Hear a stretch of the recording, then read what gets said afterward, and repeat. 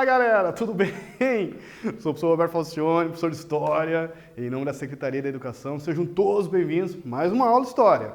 Aula 60, o tema é grande, vou tentar colocar para vocês aqui. Grécia Antiga. Ô, professor, voltou? Sim, por Ciências, Pensamento Filosófico 1, é uma trilogia. Nós vamos ter aula 61, 62, ó, filé do mignon, como diz o meu amigo. E eu vou trazer para vocês, então, dois recadinhos muito importantes primeiro para nós trabalharmos aqui antes da nossa aula. O primeiro é aquele, eu sei que vocês já ouviram, mas, poxa vida, para atingir a todos os alunos do Paraná, lembram daquele link da presença? Agora ele não existe mais, é a atividade que dá a presença, tá bom?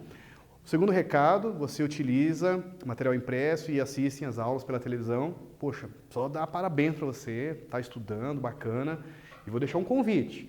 Quem pode, quem tem acesso, quem tem condições tecnológicas, para você conhecer o sistema, se familiarizar aos pouquinhos, até conversando com a comunidade, falar assim, poxa, meu filho agora está se sentindo mais seguro, já migrou. Então fica aí um convite para você conhecer um super projeto aí, poxa, um universo digital muito bacana, chamado Aula Paraná.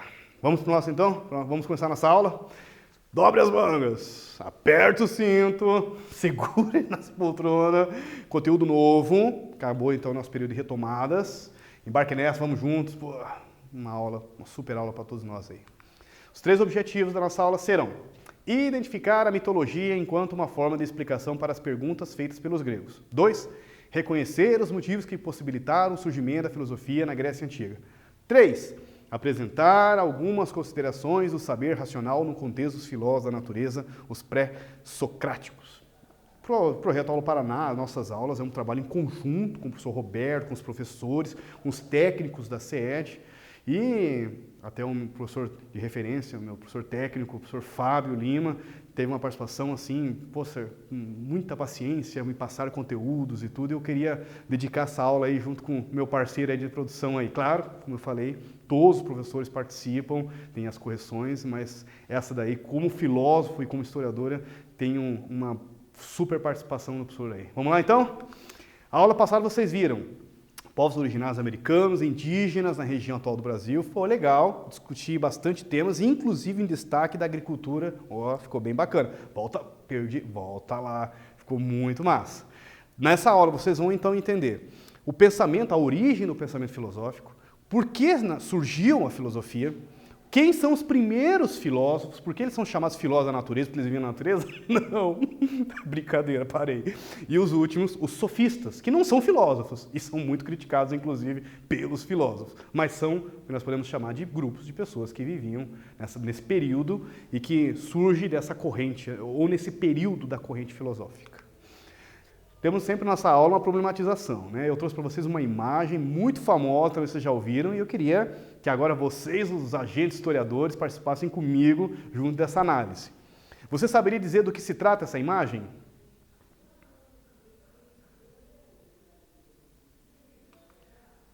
O que você acha que a figura representada na estátua está fazendo?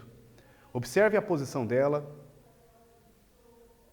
Lembra o quê? Não posso esquecer do meu filho, né? Já aprendeu a fazer assim, ó, com 3 anos, quando está pensando. Dei uma dica ou já estraguei a aula? Não, né? Vamos lá. Do que se trata essa imagem? Outra estátua parecida, muito semelhante, e a ação que está sendo representada também. Olha que interessante, que linda, né? Essa é em bronze. As estátuas representam, o nome da obra é O Pensador, ficou conhecido pelo menos assim, né? E nesse formato são reconhecidas como O Pensador. É uma das famosas esculturas de bronze, considerada uma das estátuas mais copiadas em vários museus do mundo. É do escultor francês Auguste Rodin, a primeira versão de 1880, em escala maior, foi terminada em 1904, naquela que vocês viram. No entanto, originalmente chamado de O Poeta, não é um pensador, é um poeta. A peça era parte de uma comissão do Museu de Arte Decorativa em Paris para criar um portal monumental baseada na Divina Comédia, uma obra literária de Dante Alighieri. Não é o pensador, a gente ficou famosa assim, né? Mas na verdade era para ser um poeta. Eu imagino um livro, né? Eu imaginaria um livro se fosse para ser um poeta. Mas tá bom, ficou legal. Vamos lá. O primeiro conteúdo nosso então, seres humanos e mitologia. Então, a primeira forma que os seres humanos encontraram para explicar a origem do universo, a origem dos homens, ou até mesmo explicar Deus. A gente coloca, junto com os filósofos, que é as 3 principais perguntas da humanidade, foi a mitologia. A mitologia é a primeira forma do ser humano explicar os fenômenos da natureza, explicar a origem da vida e explicar também os próprios deuses. O mito significa uma narrativa, um relato que envolve, às vezes, realidade e fantasia, como a Guerra de Troia. A Guerra de Troia pode ter acontecido, ou uma das, né, porque são várias cidades de Troia, como o Sr. Roberto comentou. E na guerra, que é a realidade, tem a história da fantasia. Deuses, Apolo, Aquiles lutando contra Heitor, né, um semideus com poderes mágicos. Então, pode ter realidade e fantasia, como somente fantasia, como essa imagem que vocês estão vendo aqui. Prometeu roubou uma forma que os gregos encontraram para explicar a origem do fogo. Ele rouba o fogo do Olimpo, leva até os seres humanos, está aqui para vocês viverem melhor, para se aquecerem, se alimentar. Zeus ficou enfurecido, segundo a mitologia, mandou acorrentá-lo, né? O Prometeu viveria uma espécie de uma tortura imortal, como punição por ter levado, vocês sabem até a história da águia que vai lá e tudo mais, né? Como uma forma de punição por ter levado aos homens o fogo eterno do Monte Olimpo. Imagina, Zeus também era danado, né? Segundo a mitologia. Está aqui então, mito, fantasia, logia, estudo, conhecimento. Por meio dessas histórias, os gregos explicaram a origem do mundo, fenômeno da natureza, que não conseguiam compreender. Pô, deu um baita terremoto. Maremoto. Né? Poxa, perdi um amigo querido, um pescador. O que aconteceu? Pô, do nada surgiu uma onda gigante no mar, levou ele. Foi Poseidon, cara. Poseidon estava enfurecido. Vamos fazer mais oferendas para ele e tudo mais. Então, uma forma de explicar através da mitologia. Situações do dia a dia, a morte e até a fundação de cidades. Lembram do mito da explicação da origem de Atenas? A cidade Atenas. E a competição é entre a deusa Atena e Poseidon, que chegou com o tridente e fincou lá, saiu aquela água salgada, os atenienses falaram, o que fazem com essa água? Aí chegou a deusa Atena, né, com toda a sua sabedoria de guerra, de guerreira. Está aqui uma planta, oliveira, daqui vocês tiram azeite, tiram fruto, e todo mundo fala assim, puxa, que bacana. Não, vai ser a nossa protetora da cidade. Através da mitologia, para explicar até o nome da cidade e a proteção dela. Olha que interessante. Aqui vocês têm a imagem de Gaia entregando um recém-nascido Erictônio para Atena, vaso grego de 470 a.C. Alguns cidadãos começaram daí a tentar explicar, sem a participação dos deuses, a origem do universo, a origem dos homens, né, e os fenômenos da natureza que não conseguiam compreender. A esse tipo de explicação, nós utilizamos o termo filosofia, que a palavra em grego significa amor pelo conhecimento, ou amor pela sabedoria. Professor, como surgiu a filosofia na Grécia Antiga? Nós temos 5 fatos históricos que estão relacionados à origem da filosofia. Primeiro, expansão comercial marítima no mar Mediterrâneo. O que tem a ver o comércio, professor? Trocas culturais, expande a tua mente. Antes tinha aquela versão mitológica, né? Olha, existem monstros marinhos, não sei o que, os deuses ficam enfurecidos, não pode passar daqui. Mas aí começaram a perceber que os pescadores iam, voltavam, os comerciantes dos navegadores gregos iam, voltavam, trocavam produtos com o Egito, com os fenícios, com os mesopotâmios, voltavam, não acontecia nada. Mas existem mesmo esses monstros marinhos aí, essas sereias no mar Mediterrâneo? Aí começa o próprio homem a questionar esses mitos, essas lendas relacionadas. Né? Será que é verdade tudo isso mesmo? Assim também é com a invenção da escrita, que desenvolve o intelecto, o abstratismo. O surgimento da lei escrita parece que é uma coisa tão simples, mas é muito fundamental, porque ela trabalha com a ideia do ser humano. O uso da moeda na Grécia Antiga. Poxa, mas moeda, o que moeda tem a ver com filosofia?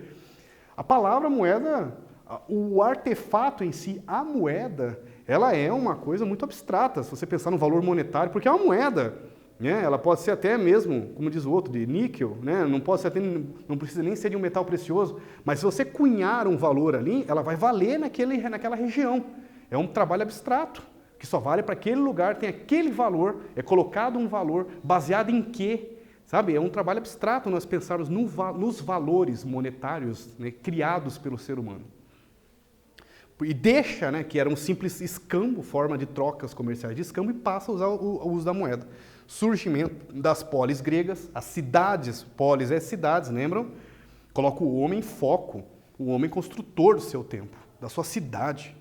colocam ele, eleva a autoestima até do próprio homem, vendo a própria construção dele.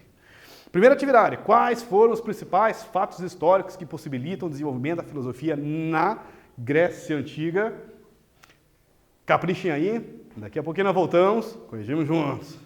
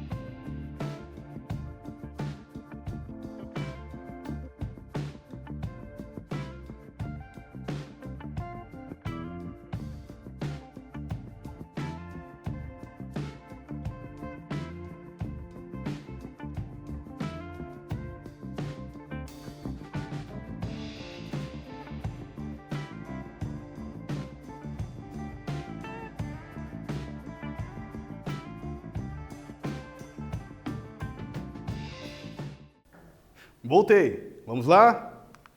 Dentre vários fatos históricos, podem ser apontados a expansão comercial marítima no mar Mediterrâneo, a invenção da escrita, o surgimento da lei escrita na Grécia, o uso da moeda na Grécia Antiga e o surgimento da polis, das cidades na Grécia Antiga. Vamos então agora, depois que começam a surgir essas pessoas tentando explicar a origem dos fenômenos não compreendidos, a origem do universo, do ser humano, eles são chamados os primeiros filósofos da natureza. O primeiro filósofo é chamado Tales de Mileto, porque ele é da cidade de Mileto. É isso mesmo. Mas era comum na antiguidade, né? Fulano da cidade de tal lugar. Mas e vingou durante muito tempo em algumas regiões. Por exemplo, Leonardo da Vinci, isso no século XV, 500 anos atrás. Ele era de uma vila italiana chamada Vinci. Leonardo da Vinci. Ele era famoso, ele não tinha um sobrenome, né? Sobrenome do lugar que ele morava. Aqui também, o Tales ele não tem sobrenome, ele é de Mileto. O sobrenome dele é da cidade. Claro que não, era uma explicação da origem. E ele, nascido nessa colônia grega chamada Mileto, em 632, era matemático, astrônomo e tudo mais, e encontrou uma explicação para... desculpa a redundância, né? Encontrou uma maneira para explicar a origem do universo, de tudo, através da água, dizendo que a água seria uma espécie de um elemento primordial, o início de tudo, a origem de tudo estaria relacionado à água. Por isso que são chamados filósofos da natureza, porque eles utilizam elementos da natureza para explicar a origem das coisas. Aqui uma ilustração do busto de Tales de Mileto, um desenho de Ernest Wallis, de 1875. Então, a primeira preocupação dos filósofos é chamado arché, ou arché, que o professor Roberto escreveu aqui. Seria assim, qual que seria o primeiro elemento, a origem de tudo? Qual que é o primeiro elemento, que seria a primeira forma de surgir tudo, a origem de tudo, qual que seria? Essa é a primeira preocupação deles. E essa origem de tudo, qual seria o primeiro elemento primordial, né? A origem de tudo? Eles utilizavam o termo de arché, a origem da arché, encontrar a arché. Né, como é dito. Só que daí outros filósofos começaram a pensar também, e também é de Mileto, um outro filósofo da natureza chamado Anaximandro, gostei do nome, claro que eu não coloquei o nome do meu filho assim, né? Ele acreditava que não era a água o princípio de tudo, porque seria uma espécie de um poder paralelo. Da água tem a oposição, que é o fogo, assim como da água tem a terra. Então, para Anaximandro, a origem, o poder primordial, né, a origem de tudo, estaria relacionado com uma coisa relacionada a uma infinitude, ou que ele chamou de matéria eterna, o infinito, chamado apeiron. Né? Seria uma matéria indestrutível, algo abstrato, uma origem do infinito. E desse infinito, dessa matéria infinita, surgiria, né, a origem, o poder primordial das coisas. Esses pensadores são chamados filósofos da natureza porque buscam respostas através da natureza para encontrar a origem do ser e do mundo. Bom, aí, nesse período, ou um pouquinho depois, no século V, começa a surgir um outro tipo de pessoas, grupos de pessoas que visitavam cidades, ofertando uma profissão, uma espécie de trabalho, e não estão preocupados em saber a origem das coisas, não estão preocupados com a origem do universo, o que é verdade, o que é nada. Eles estão preocupados em mostrar o material deles, serem contratados, serem pagos para isso. São chamados de sofistas. E, enfim, professor, o que eles ensinavam? A arte do convencimento, a arte da persuasão, a forma da eloquência. Eu ensino teu filho a sair daqui um verdadeiro político. Ele vai saber falar de uma maneira eloquente, forte, ser respeitado, com palavras assim que as pessoas ficam, nossa, é verdade, ele está falando a verdade.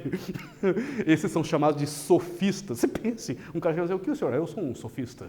Se o senhor quiser, posso apresentar o meu material e você poderá discursar na sua cidade, todos ouvirão você e acreditarão em você. Só que daí, esses sofistas, né, aqui está até uma imagem, uma representação de um sofista chamado Protágoras no centro e Demócrito, que está do lado direito. O nome do pintor é Salvador Rosa, em 1663. Só que daí, esses grupos, né, que ensinavam a arte do convencimento, da retórica, instruindo os jovens a debaterem com políticos e tudo mais, começaram a ser criticados por outros pensadores, que olhavam assim, olha, mas vocês não estão preocupados com a verdade, com a ética, com a moral, e sim ensinar apenas a arte do convencimento.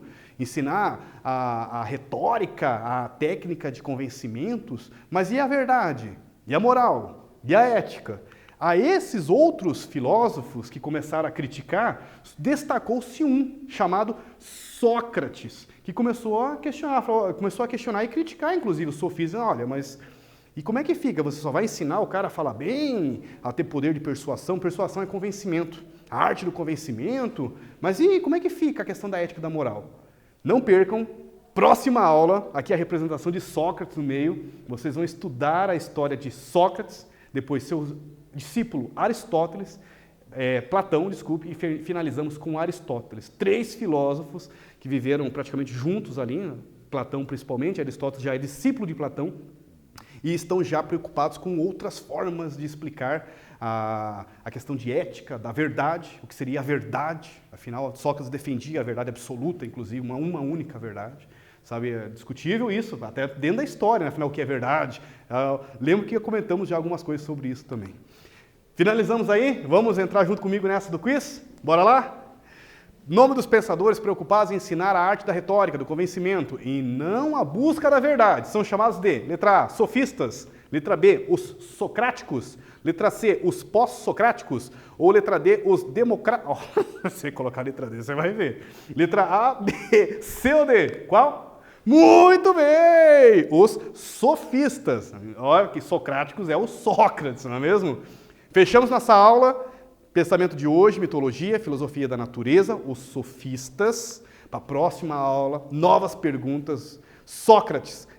E eu tenho esse livro, República de Platão, e Aristóteles e o chamado Liceu. Imagina um cara lendo e andando ao mesmo tempo. Vai ficar legal. Não perca. Próxima aula. Só agradecimentos a toda a galerinha do 6º ano do Paraná. Foco no estudo, galerinha. Força, fé no coração. Até a próxima. Valeu!